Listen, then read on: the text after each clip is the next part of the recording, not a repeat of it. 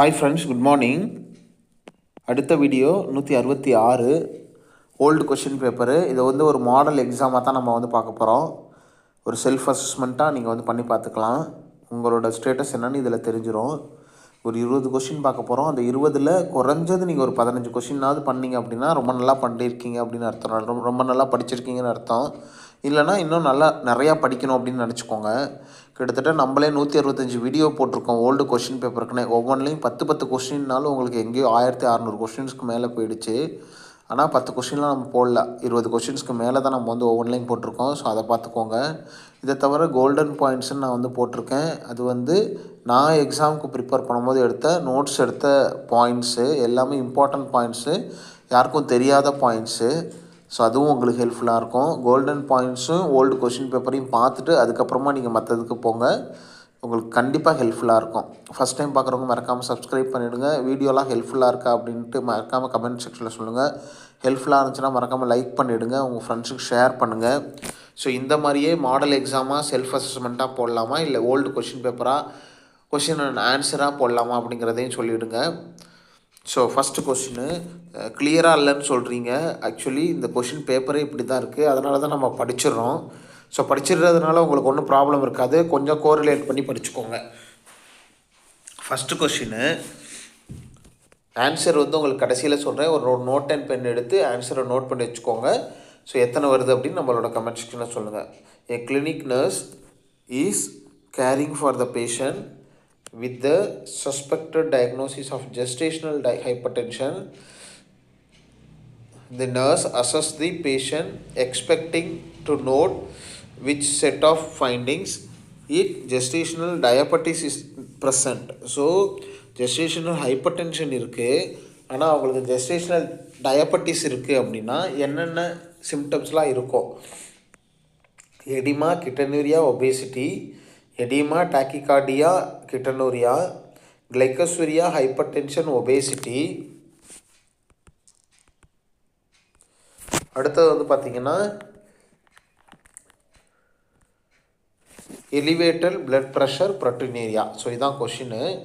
So இதுக்கு அடுத்தது the nurse carrying for the patient receiving bolus feelings via nasogastric tube. The nurse carrying the patient receiving bolus feeding of via nasogastric tube. The nurse should place the patient in which position to administer feeding. So rails to feeding கொடுக்கும்போது என்ன position இருக்கணும்? Simple question, கொஞ்சம் confuse பண்ணி கேட்டிருக்காங்க, அவ்வளோதான். Supine, semi Fowler's, Trendelenburg, lateral position. So right answer என்ன அப்படிங்கிறத சொல்லுங்கள். அடுத்தது நோட் பண்ணி வச்சுக்கோங்க. அடுத்தது the patient arrives the emergency department with upper gastrointestinal bleeding. So upper GI bleeding that begins 3 hours ago. What is the priority action? So priority basedல நம்ம என்ன first பண்ணுவோம்? Obtaining vital signs, inserting nasogastric tube, asking the client about the precipitating events, completing an abdominal assessment. So என்ன பண்ணுவாங்க? 24 a patient in labor has diagnosis of sickle cell anemia.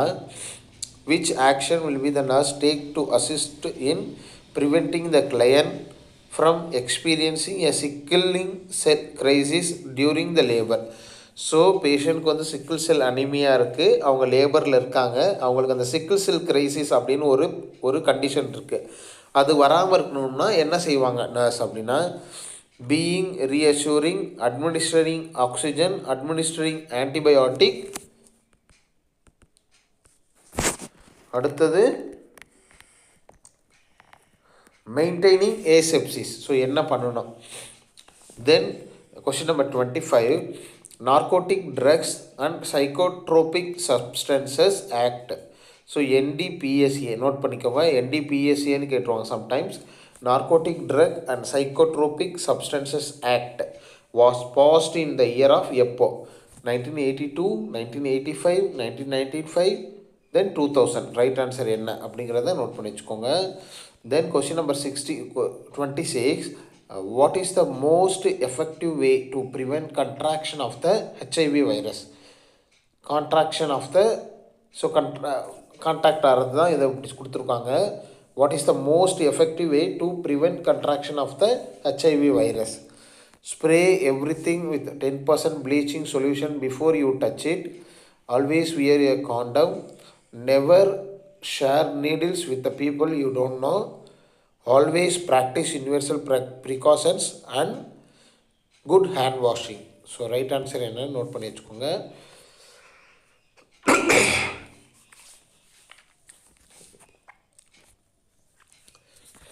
Question number 27. How do I protect myself from the hepatitis? How do I protect myself from hepatitis? Universal precautions with good hand washing. Avoid sharing needles, razors, toothbrushes and similar items. Clean potentially contaminated surfaces with a 1:10 bleach to water mixture. Then all of the given absence. So right answer என்ன note பண்ணிக்கோங்க. Question number 28. AMBU stands for, AMBU பேக்னா என்னன்னு சொல்கிறேன். AMBUனா என்ன? Anesthesia machine breathing unit, artificial mandatory breathing unit, automated machine breathing unit, artificial manual breathing unit. So right answer என்ன? Then 29. Specific function of the liver is. So anatomy-லேருந்து கேட்டிருக்காங்க. Specific function of the liver என்ன? Excretion, histolysis, digestion, glycogenolysis. Question number 30. The first COVID positive case in India was reported in Kerala, Tamil Nadu, Gujarat,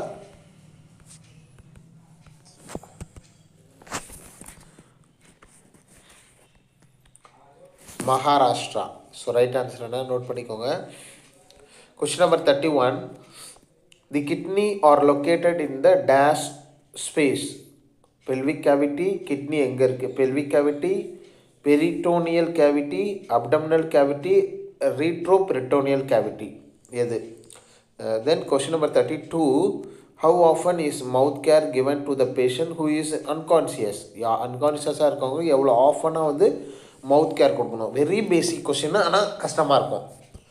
every 2 hours, every 4 hours, every 6 hours, twice a day. So 12 hours-ங்கிற மாதிரி. Then question number 33. 1 teaspoon is full equal to 1 teaspoon full is equal to 15 ml teaspoon. Note பண்ணிக்கோங்க. Table spoon இல்லை. 15 ml, 10 ml, 5 ml,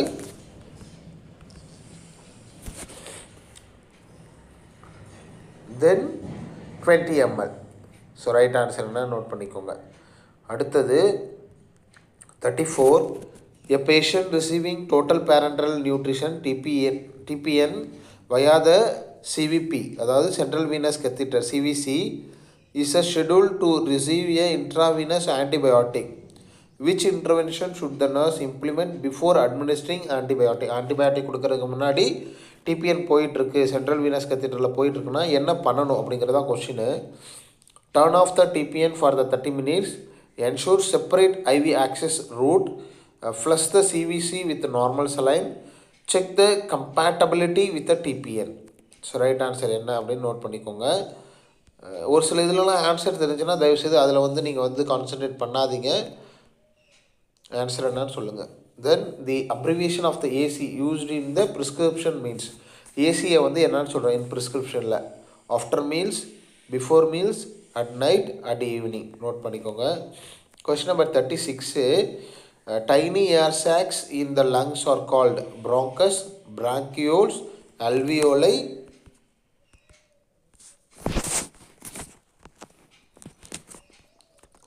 then glottis. Then 37.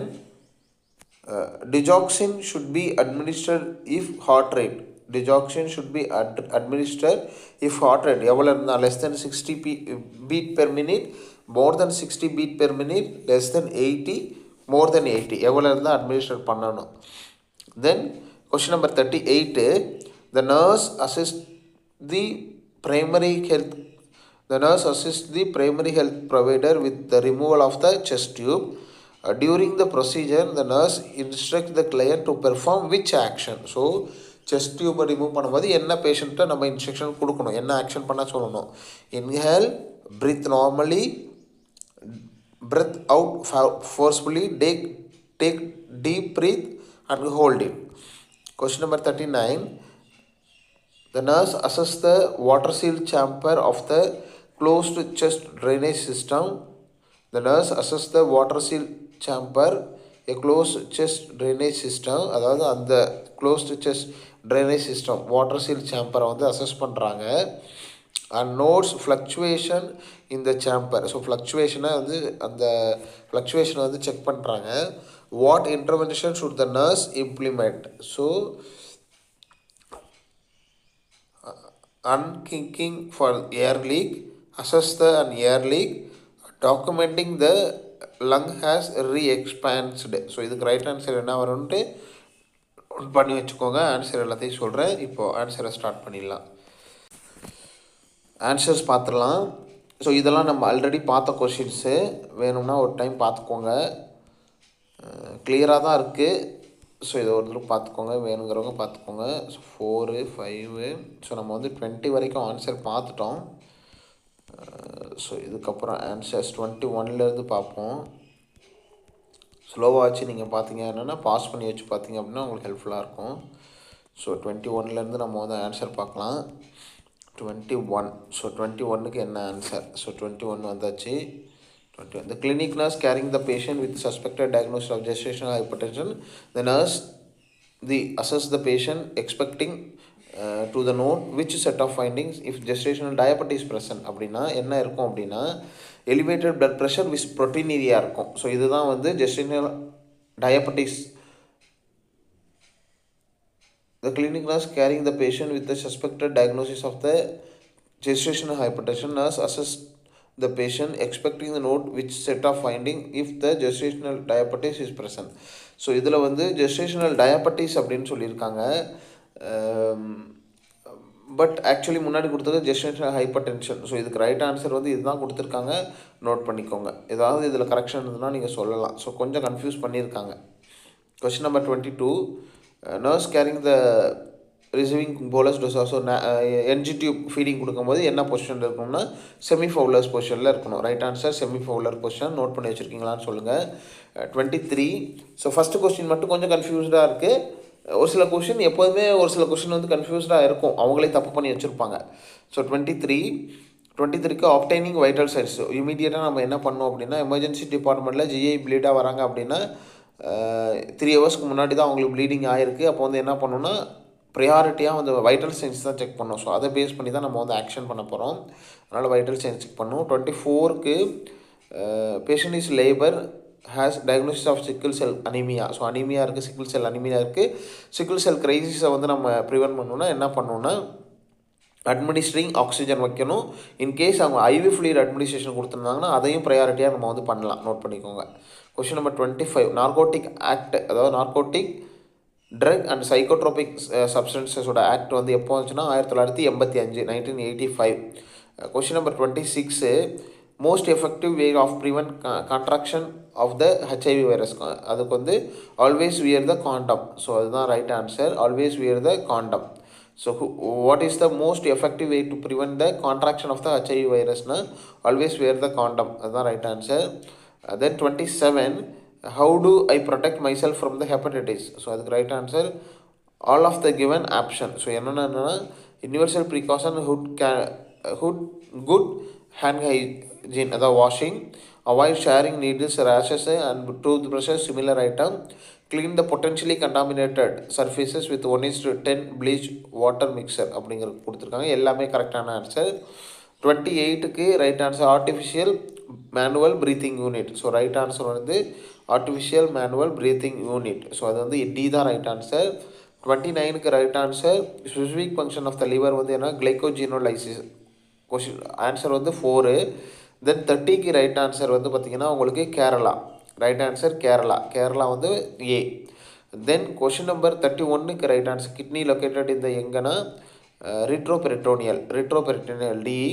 தென் question number 32க்கு right answer வந்து பார்த்திங்கன்னா every 2 hours once வந்து அவங்களுக்கு வந்து மவுத் care கொடுக்கணும் அப்படின்னு சொல்லியிருக்காங்க. நோட் பண்ணிக்கோங்க, ரொம்ப இம்பார்ட்டண்டான கொஸ்டின். அன்கான்ஷியஸ் பேஷண்ட்டுக்கு எவ்ரி 2 hours ஒன்ஸ் நோட் பண்ணிக்கோங்க. Then question number 33 1 teaspoon is a 5 ml. 3 தான், சி தான் ரைட் ஆன்சர். கொஸ்டின் நம்பர் 34க்கு ரைட்னா ensure the separate IV access route. So in case வந்து டிபிஎன் போயிட்டுருக்கு, சென்ட்ரல் வீனஸ் கற்றுட்டோம்னா நம்ம வந்து ஐவி லைன் வந்து ஆன்டிபயோட்டிக் கொடுக்கணும்னா செப்பரேட் ஐவி ஆக்சஸில் கொடுக்குறது தான் நல்லது அப்படிங்கிற மாதிரி சொல்கிறாங்க. ஸோ ரைட் ஆன்சர் வந்து நோட் பண்ணிக்கோங்க, ரொம்ப இம்பார்ட்டன்ட். இதெல்லாம் வந்து NCLEX based question. Question number 35 AC அப்படின்னா என்னென்னா பிஃபோர் மீல்ஸ்னு அர்த்தம். நோட் பண்ணிக்கோங்க. ஏசி அப்படின்னா பிஃபோர் மீல்ஸ். நோட் பண்ணிக்கோங்க. Question number 36 alveoli. Right answer வந்து அல்வியோலை சி. 37க்கு ரைட் ஆன்சர் வந்து பார்த்திங்கன்னா less than 60 beat per minute. Desoxygenation should not be administered if the heart rate 60 கீழே இருந்தால் கொடுக்கக்கூடாது, ரொம்ப important. Then question number 38 take the deep breath and hold it. Take the deep breath and hold it. ரொம்ப இம்பார்ட்டன்டான question, இதுவும் NCLEX based question. Then question நம்ம அதனால தான் என்க்ளஸ் பண்ணிங்கன்னு சொல்கிறோம். 39க்கு right answer documenting that the lung has re-expanded. So nurse assess the water seal chamber of the closed chest drainage system and notes fluctuation is in the chamber. So fluctuation இருக்குது அப்படின்னா என்ன அர்த்தம்னா documenting that the lung is re-expand. Question number 40 the nurse carrying for the 5 years old 40 நம்ம பார்க்கலன்னு நினைக்கிறோம், பார்த்துருவோம். The nurse carrying the 5 years old with the history of tetralogy of Fallot. Note that the child has clubbed fingers. The finding indicative which associated condition. The nurse carrying the 5 years old with the history of TOF, tetralogy of Fallot, notes that the child has cleft finger. The things indicative with the which associated condition. So tetralogy of Fallot இருக்குது, cleft fingers இருக்குது. அப்படின்னா என்னன்னு note பண்ணுவாங்கன்னா tissue hypoxia, chronic hypertension, delayed physical growth, destruction of the bone marrow. So right answer வந்து இதுக்கு வந்து tissue hypoxia. So இது வந்து எல்லாத்துக்குமே தெரியும். ரொம்ப நாளாக டிஷ்யூ ஹைபாக்சியா இருந்ததுன்னா பேஷண்ட் வந்து கிளஃப்டு ஃபிங்கர்ஸ் வந்து இருக்கும். ஸோ இன்றைக்கி வந்து 40 கொஷின் வந்து டெஸ்ட்டு மாதிரியாக பார்த்துருக்கோம். எப்படி இருக்குன்னு சொல்லுங்கள். உங்களுக்கு கொஷின்ஸ்லாம் ஈஸியாக இருக்கான்னு சொல்லுங்கள். கண்டிப்பாக ஈஸியாக இருக்கிறதுக்கு வாய்ப்பு இல்லைன்னு நினைக்கிறேன். கொஞ்சம் ஓரளவுக்கு ஸ்டாண்டர்டான கொஷின் தான், நல்ல கொஷின் பேப்பரு. இதே மாதிரியே கண்டினியூ பண்ணலாமா இல்லை கொஷின் அண்ட் ஆன்சராக போடலாமா அப்படிங்கிறதையும் சொல்லுங்கள். ஸோ இந்த மாதிரி போட்டிங்கன்னா உங்களை நீங்களே அசஸ் பண்ணிக்கலாம், ஒரு டெஸ்ட் பண்ண நடத்துகிற மாதிரி இருக்கும். Wish you all the best.